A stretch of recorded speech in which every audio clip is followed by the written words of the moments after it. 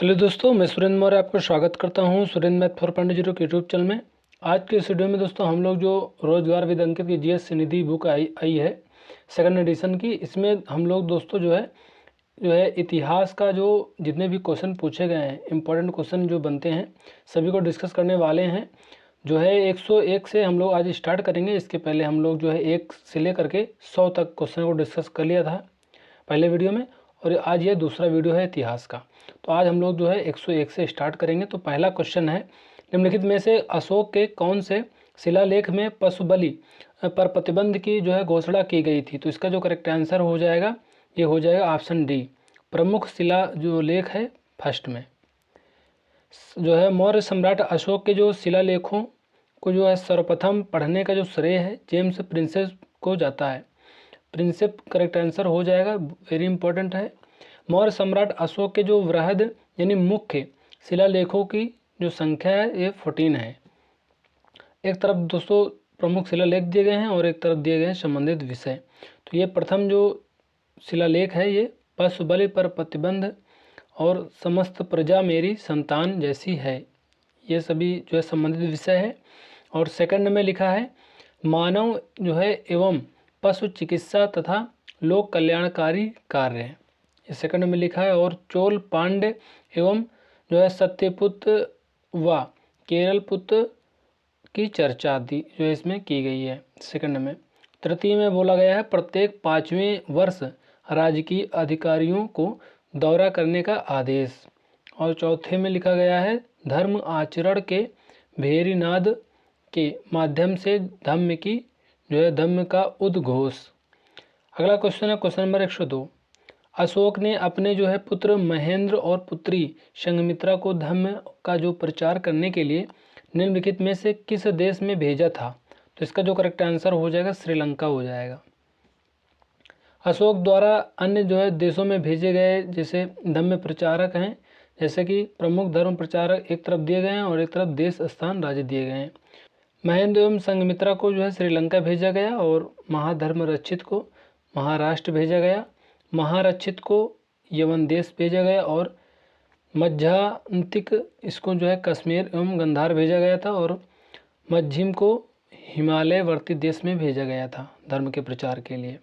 अगला क्वेश्चन है question number 3। निम्नलिखित में से कौन सा जो है मंत्री था जिसने राजा अशोक को सिंहासन हासिल करने में मदद की थी? तो इसका जो करेक्ट आंसर हो जाएगा ये दोस्तों हो जाएगा ऑप्शन ए, राधा गुप्त। जैन अनुश्रुति के अनुसार राजा अशोक ने अपने पिता बिंदुसार की इच्छा के विपरीत मगध पर अधिकार कर लिया था।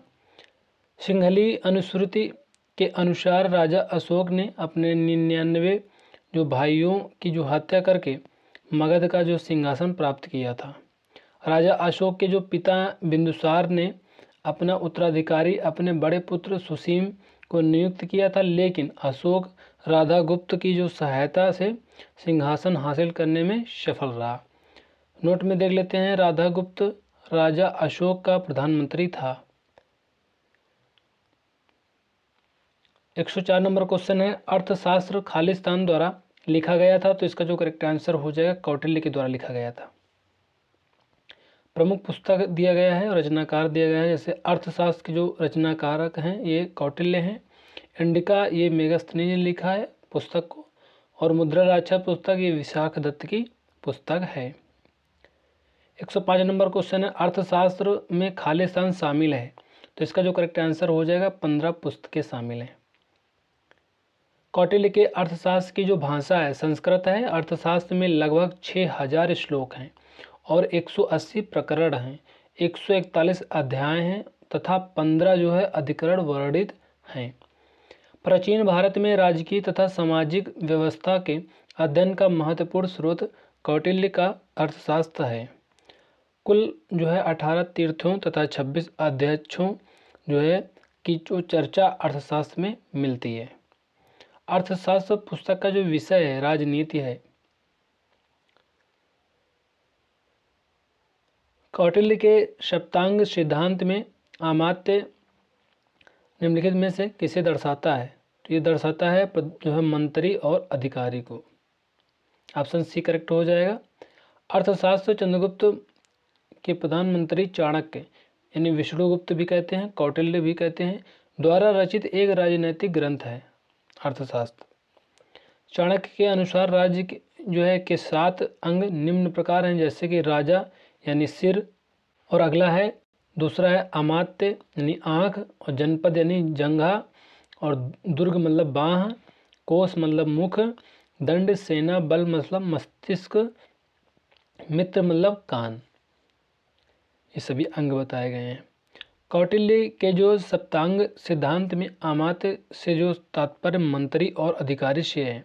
अर्थशास्त्र पुस्तक में राजनीति से संबंधित पुस्तक है।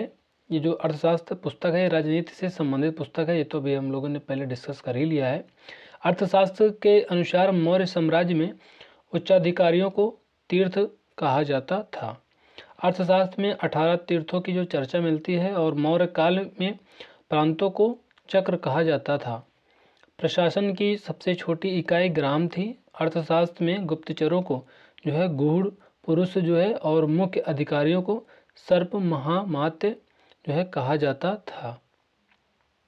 107 नंबर क्वेश्चन है, कौटिल्य के अर्थशास्त्र के अनुसार मौर्य प्रशासन में घुड़सवार सेना के कमान अधिकारी को क्या कहा जाता है? तो ये कहा जाता है अश्वाध्यक्ष।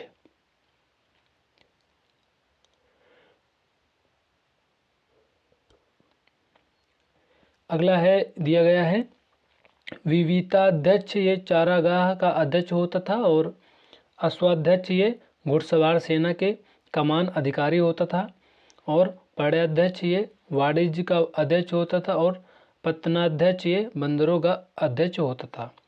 लक्षणाध्यक्ष ये टकसाल का अध्यक्ष होता था।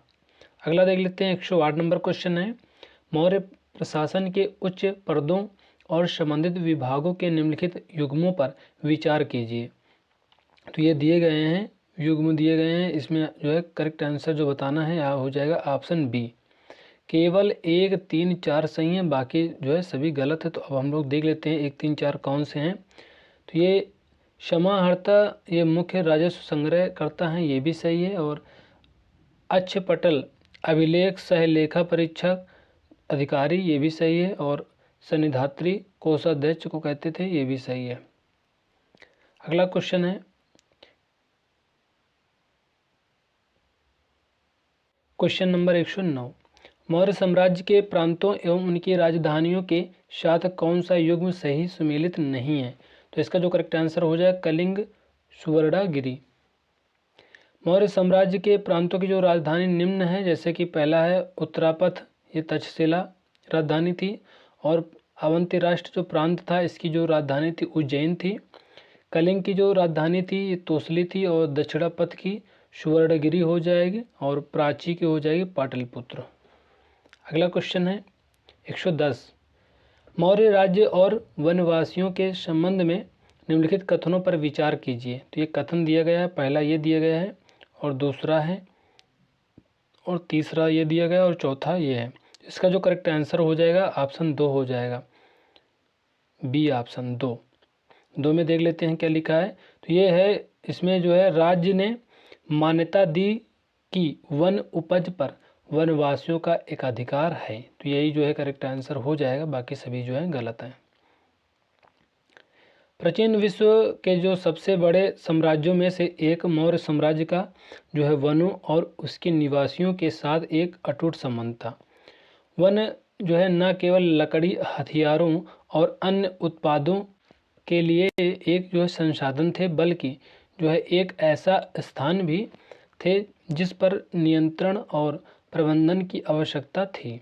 अगला है वनवासियों के बारे में सही कथन है कि वह राजनीतिक तथा आर्थिक प्रभुत्व के नए रूपों के अधीन थे। मौर्यों द्वारा इन क्षेत्रों को साम्राज्य की अर्थव्यवस्था तथा नियंत्रण प्रणाली में एकीकृत करने के प्रयासों का प्रयासों को दर्शाता है, और उन्हें आत्मसात करने की आवश्यकता जो है ने बहिष्कार से समावेशन की ओर दृष्टिकोण में बदलाव लाया। अतः जो कथन एक सही हो जाएगा।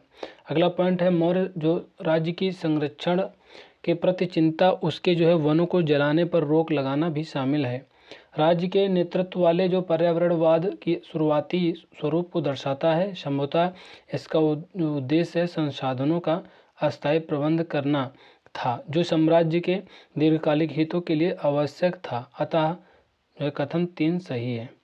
कथन 2 तथा 4 जो है गलत हो जाएगा। दोस्तों इसमें थोड़ा सा मिस्टेक हो गई है। यहाँ पे जो 2 आंसर मैंने बताया है, इसमें जो है ये पूछा गया था कितने कथन सही है, तो इसमें 2 कथन सही हैं। इसमें जो है पहला सही है और जो है और ये जो सही है तीसरा सही है। अगला क्वेश्चन है 111। सेल्यूकस प्रथम द्वारा जो है चंद्रगुप्त मौर्य के दरबार में निम्नलिखित में से कौन सा दूत भेजा गया था, तो इसका जो करेक्ट आंसर हो जाएगा मेगास्थनीज हो जाएगा। यूनानी शासक जो है सेल्यूकस निकेटर या सेल्यूकस प्रथम को जो है चंद्रगुप्त मौर्य ने पराजित किया था। चंद्रगुप्त मौर्य के दरबार में सेल्यूकस ने अपने जो है राजदूत मेगास्थनीज को भेजा था। मेगास्थनीज ने अपनी पुस्तक इंडिका में जो है मौर्य प्रशासन के से संबंधित जानकारी दी है। 112 नंबर क्वेश्चन है, खारवेल के जो प्रसिद्ध हाथी गुफा शिलालेख में उल्लेख है कि खारवेल ने अपने शासन के जो है 11वें वर्ष में तमिल राज्यों के संघ जो है त्रामिरा देश संगठन को विनिष्ट जो है कर दिया, जो लंबे समय से खतरे का स्रोत बना हुआ था। उन तमिल राज्यों का जो है यह संघ कितना पुराना था, तो इसका जो करेक्ट आंसर हो जाएगा 113 वर्ष पुराना था। जो है खारवेल तथा जो खारवेल का जो प्राथमिक स्रोत उसका जो है चट्टान काटकर बनाया गया हाथी गुफा शिलालेख है। शिलालेख अधिनांकित है। इसकी जो है 17 पंक्तियों में से केवल 4 पूरी तरह से सुपठित हैं। अगला है, यह जो अभिलेख है प्राकृत भाषा तथा ब्राह्मी लिपि में लिखा गया है। इस अभिलेख में नंद राजा द्वारा बनवाई गई तानशूली नहर का उल्लेख भी मिलता है। यह अभिलेख जैन जो है धर्म में मूर्ति पूजा का प्राचीनतम अभिलेख साक्ष्य है। अगला क्वेश्चन है 113। सांची स्तूप की जो नींव है निम्नलिखित में से किस राजा द्वारा रखी गई थी, तो इसका जो करेक्ट आंसर हो जाएगा अशोक के द्वारा। सांची स्तूप की जो अवस्थिति जो है रायसेन मध्य प्रदेश में है, अवस्थित है ये रायसेन मध्य प्रदेश में है। सांची स्तूप के जो निर्माण का श्रेय है मौर्य सम्राट अशोक को जाता है। 114 नंबर क्वेश्चन है, अशोक के निम्नलिखित अभिलेखों में किसमें दक्षिण भारतीय राज्यों का उल्लेख हुआ है, तो इसका जो करेक्ट आंसर हो जाएगा द्वितीय मुख्य शिलालेख में। भारत में जो है शिलालेख का जो प्रचलन है सर्वप्रथम अशोक ने ही किया था। अशोक के अभिलेखों को 3 भागों में बांटा गया है। पहला है गुहालेख, दूसरा है स्तंभलेख, तीसरा है शिलालेख। अशोक के जो है वृहद या मुख्य शिलालेखों की जो संख्या है ये 14 है। अशोक के द्वितीय मुख्य शिलालेख में दक्षिण भारत के राज्यों यानी सतीपुत्र, केरलपुत्र, चोल और पांड्य का उल्लेख है। द्वितीय शिलालेख में मनुष्य एवं पशुओं की जो है चिकित्सा तथा लोक कल्याणकारी कार्यों का भी उल्लेख है। अशोक को उसके अभिलेखों में सामान्यतः देव नाम जो है प्रियदसी कहा गया है। अशोक के जो है निम्नलिखित अभिलेखों में से किसकी लिपि खरोष्ठी है, तो इसका जो करेक्ट आंसर हो जाएगा शाहबाजगढ़ी। अशोक के जो है 14 वृहद शिलालेख भिन्न भिन्न स्थानों से प्राप्त हुए हैं, जैसे कि शाहबाजगढ़ी, मानसेहरा, कालसी, गिरनार, धौली, जौगढ़, एर्रा जो है गुड़ी एवं सोपारा के शिलालेख आदि हैं। अशोक के जो है ज़्यादातर अभिलेखों की जो लिपि है ब्राह्मी थी और केवल निम्न 2 अभिलेखों की जो लिपि खरोष्ठी थी। पहला है शाहबाजगढ़ी और मानसेहरा। तक्षशिला का जो अभिलेख है अरामाइक यानी आरमेइक लिपि में है। बहुत पूछा जाता है क्वेश्चन की जो तक्षशिला का जो अभिलेख है किस भाषा में लिखा है, किस लिपि में लिखा है, तो अरामाइक। अगला है अशोक का जो रुम्मनदेई अभिलेख किससे संबंधित है, तो इसका जो करेक्ट आंसर हो जाएगा ऑप्शन ए हो जाएगा, बुद्ध के जन्म से जो है संबंधित है। रुम्मनदेई स्तंभ शिलालेख में अशोक की जो लुम्बिनी यात्रा है यानी बुद्ध की जन्मस्थली यात्रा के बारे में उल्लेख है। दरअसल अशोक ने अपने राज्याभिषेक के जो है 20 वर्ष बाद लुम्बिनी बुद्ध की जन्मभूमि की जो है यात्रा की और रुमनदेई लघु स्तंभ लेख स्थापित किया। बुद्ध की जन्मभूमि होने के कारण अशोक ने लुम्बिनी ग्राम का भू राजस्व 1/6 से घटाकर 1/8 कर दिया था। अशोक के सभी अभिलेखों का विषय प्रशासनिक था, किंतु रुमनदेई अभिलेख का जो विषय है आर्थिक था। जो है भाब्रू स्तंभ में अशोक ने स्वयं को मगध का सम्राट बताया है। अगला क्वेश्चन है 117। निम्नलिखित में से किस मौर्य शासक ने कलिंग की लड़ाई के बाद युद्ध करना छोड़ दिया था? तो इसका जो करेक्ट आंसर हो जाएगा अशोक हो जाएगा। अशोक का शासनकाल 273 ईस्वी पूर्व से 332 ईस्वी पूर्व तक रहा है और इनका जो अशोक का वास्तविक राज्याभिषेक 269 ईस्वी पूर्व में हुआ था। राजा बनने से पहले अशोक उज्जैन के राज्यपाल थे। अशोक मौर्य जो है सम्राट चंद्रगुप्त मौर्य का पौत्र और बिंदुसार का पुत्र था। अशोक ने अपने पुत्र महेंद्र व पुत्री संघमित्रा को जो है बौद्ध धर्म के प्रचार के लिए श्रीलंका भेजा। अशोक के समय जो है में तीसरी बौद्ध संगीत आयोजित हुई थी। अशोक के 13वें अभिलेख के अनुसार अशोक ने अपने राज्याभिषेक के 8वें वर्ष कलिंग का युद्ध लड़ा। कलिंग के युद्ध में हुए नरसंहार से विचलित होकर अशोक ने युद्ध करना छोड़ दिया था। पुराणों में अशोक को अशोक वर्धन कहा गया है। मास्की के लघु शिलालेख में अशोक को बुद्ध शाक्य कहा गया है। अशोक के अभिलेखों को सबसे पहले जेम्स प्रिंसेस ने 1837 में पढ़ा था। अगला क्वेश्चन है 118। समाहर्ता नामक अधिकारी का क्या कार्य था? तो इसका जो करेक्ट आंसर हो जाएगा कर निर्धारण था।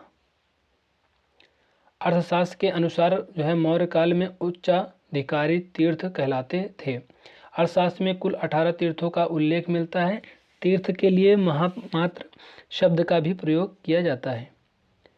समाहर्ता भी इन्हीं 18 तीर्थों में से एक था। समाहर्ता का मुख्य कार्य राजस्व एकत्र करना, कर निर्धारण करना, आय व्यय का ब्यौरा रखना एवं वार्षिक बजट तैयार करना था। अब हम लोग दोस्तों शुंग वंश के जितने भी इंपॉर्टेंट क्वेश्चन हैं सभी देख लेते हैं। 119 नंबर क्वेश्चन है मालविकाग्निमित्रम के संबंध में निम्नलिखित में से कौन सा कथन सही है? तो ये पहला कथन दिया गया है। इसका जो है संकलन कालिदास ने किया था। दूसरा है इसमें पुष्यमित्र के पुत्र अग्निमित्र को जो है बैंगिका कुल से संबंधित बताया गया है और बौधायन जो स्रोत पुत्र बैंगिका को कश्यप के रूप में दर्शाता है। तो इसका जो करेक्ट आंसर हो जाएगा ये हो जाएगा 1 और दोनों करेक्ट आंसर हो जाएंगे। अगला है जो इम्पोर्टेंट फैक्ट में है मालविकाग्निमित्रम 5 अंकों में जो है कालिदास द्वारा रचित प्रथम नाट्य रचना है, जिसके अंतर्गत शुंग नरेश जो है अग्निमित्र एवं मालविका की जो है प्रणय तत्व जो है कथा वर्णित है। 120 नंबर क्वेश्चन है 5वीं शताब्दी ईस्वी का एक नाटक मालविकाग्निमित्रम खालिस्तान द्वारा रचित है। तो ये हो जाएगा कालिदास, करेक्ट आंसर हो जाएगा। कालिदास की जो अन्य प्रमुख रचनाएं हैं जैसे मेघदूतम, रघुवंशम, ऋतुसंहार, कुमार संभवम, अभिज्ञान, शकुंतलम, वेरी इंपॉर्टेंट जो है सभी क्वेश्चन बनते हैं इससे। अगला क्वेश्चन है 121 है। पुष्यमित्र जो कि अंतिम मौर्य सम्राट बृहद्रथ का दोस्तों सेनापति था, ये ने जो है राजा को मार डाला और एक नए राजवंश की स्थापना की। निम्नलिखित में से जो है कौन सा उसका जो है राजवंश था? तो इसका जो करेक्ट आंसर हो जाएगा ये हो जाएगा शुंग, ऑप्शन डी हो जाएगा। शुंग वंश से संबंधित महत्वपूर्ण तथ्य हैं जैसे कि जो संस्थापक था ये पुष्यमित्र शुंग था और शासना जो वधि था इसका जो 185 ईस्वी पूर्व से 75 ईस्वी पूर्व तक रहा है और पुष्यमित्र शुंग एक जो है ब्राह्मणवादी था। भरहुत स्तूप के निर्माण का श्रेय पुष्यमित्र शुंग को जाता है। पुष्यमित्र शुंग ने 2 अश्वमेध यज्ञों का अनुष्ठान किया था। धनदेव के अयोध्या अभिलेख के अनुसार पुष्यमित्र शुंग का जो राजपुरोहित पतंजलि था। वेरी इंपॉर्टेंट है। अब हम लोग कुषाण वंश के जो इम्पोर्टेंट जो क्वेश्चन थे सभी देख लेते हैं। तो किस प्रसिद्ध शासक को द्वितीय अशोक के नाम से जाना जाता था? तो इसका जो करेक्ट आंसर हो जाएगा कनिष्क हो जाएगा। कुषाण वंश का जो संस्थापक कुजुल यानी कडफिसस था। कनिष्क जो है कुषाण वंश का महानतम शासक था। कनिष्क को द्वितीय अशोक के नाम से भी जाना जाता है। कनिष्क की दो राजधानियाँ थी, मथुरा और जो है पुरुषपुर यानी पेशावर। शक संवत कनिष्क द्वारा चलाया गया था। गांधार शैली कनिष्क के शासनकाल में काफ़ी विकसित हुई थी।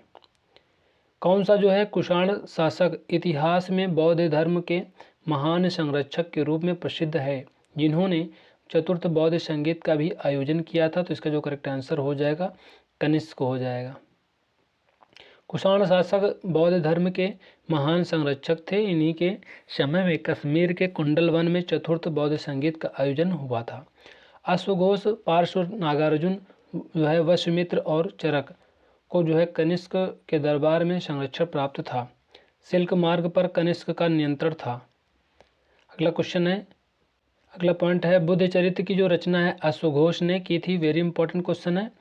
चरक कनिष्क के राजवैद्य थे, ये भी इंपॉर्टेंट है। 124 नंबर क्वेश्चन है, निम्नलिखित में से कौन जो है सबसे प्रसिद्ध शख्स जो है शासक था जिसने काठियावाड़ में सुदर्शन झील का जीर्णोद्धार करवाया था? तो इसका जो करेक्ट आंसर हो जाएगा रुद्र सिम्हा तृतीय करेक्ट आंसर हो जाएगा। सॉरी, यहाँ पे हो जाएगा करेक्ट आंसर जो है रुद्र दामन प्रथम, ये सेम नाम थे तो ध्यान नहीं आया था इसमें। तो अगला जो इम्पोर्टेंट फैक्ट है, शकों के सर्वाधिक प्रसिद्ध राजा रुद्रदमन प्रथम या रुद्रदामन प्रथम के विषय में जूनागढ़ अभिलेख से जानकारी मिलती है। रुद्रदामन जो है संस्कृत का बड़ा जो है प्रेमी था। उसने जो है ही संस्कृत भाषा में जूना जो है गढ़ अभिलेख जारी किया। रुद्रदमन ने गुजरात के जो काठियावाड़ में स्थित सुदर्शन झील का जीर्णोद्धार करवाया था। सुदर्शन झील का जो निर्माण है मौर्य काल में हुआ था। शक वंश का जो अंतिम शासक था रुद्र सिंह तृतीय था। अगला क्वेश्चन है, गुप्त वंश का व शातवंश से जितने भी इंपॉर्टेंट क्वेश्चन बनते हैं सभी देख लेते हैं। तो 125 नंबर क्वेश्चन है, वाकाटक वंश का जो सीधा संबंध किस जो है गुप्त सम्राट से था? तो इसका जो करेक्ट आंसर हो जाएगा चंद्रगुप्त द्वितीय से था। गुप्त शासक जो है चंद्रगुप्त द्वितीय विक्रमादित्य ने अपनी जो है पुगुप्त वंश के सर्वाधिक शक्तिशाली शासक चंद्रगुप्त प्रथम ने एक नए संवत गुप्त संवत का जो है प्रारंभ किया था।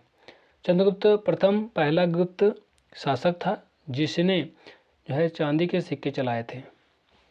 अगला क्वेश्चन है 127, गुप्त साम्राज्य के जो प्रसिद्ध स्रोत जो है प्रयाग प्रशस्ति को खालिस्तान के रूप में भी जाना जाता है? तो इसका जो करेक्ट आंसर हो जाएगा ऑप्शन बी हो जाएगा इलाहाबाद स्तंभ शिलालेख। प्रयाग प्रशस्ति इलाहाबाद स्तंभ शिलालेख के रचयिता हर्षेण यानी हर्षेण समुद्रगुप्त का जो है दरबारी कवि था। मौर्य सम्राट अशोक के कौशाम्बी अभिलेख पर प्रयाग प्रशस्ति उत्कीर्ण है। अगला इंपॉर्टेंट फैक्ट है, हर्षेण प्रयाग प्रशस्ति के जो 7वें श्लोक में समुद्रगुप्त के विजयी अभियानों का उल्लेख करता है। अगला इंपॉर्टेंट फैक्ट है, प्रयाग प्रशस्ति को जो है प्रकाश में लाने का जो श्रेय है ए ट्रायर को जाता है। सर्वप्रथम भारतवर्ष शब्द का जो उल्लेख है हाथी गुफा अभिलेख में मिलता है। प्रयाग प्रशस्ति की जो भाषा है विशुद्ध संस्कृत तथा लिपि ब्राह्मी है। 128 नंबर क्वेश्चन है, निम्नलिखित में से जो है किस गुप्त राजा ने विक्रमादित्य की जो है उपाधि धारण की थी? तो इसका जो करेक्ट आंसर हो जाएगा चंद्रगुप्त द्वितीय। गुप्त वंश के जो राजवंश के जो प्रमुख शासक और राजा थे देख लेते हैं। श्रीगुप्त, ये उपाधि इनको जो दिया गया था महाराजा की उपाधि मिली थी। चंद्रगुप्त प्रथम को उपाधि दिया गया था महाराजा धीराज की उपाधि मिली थी। समुद्रगुप्त को जो उपाधि मिली थी कविराज जो है अप्रतिरथ पराक जो है क्रमांक आदि इनको दिया गया था। और चंद्रगुप्त द्वितीय को उपाधि दिया गया था विक्रमादित्य की, विक्रमांक की, परम भागवत आदि की। कुमारगुप्त प्रथम को उपाधि दिया गया था महेंद्र जो है महेंद्रादित्य के। स्कंदगुप्त और विष्णुगुप्त तृतीय ये हो जाएंगे अगले। नोट में देख लेते हैं कि श्रीगुप्त गुप्त वंश का जो है संस्थापक था, ये वेरी इंपॉर्टेंट क्वेश्चन है।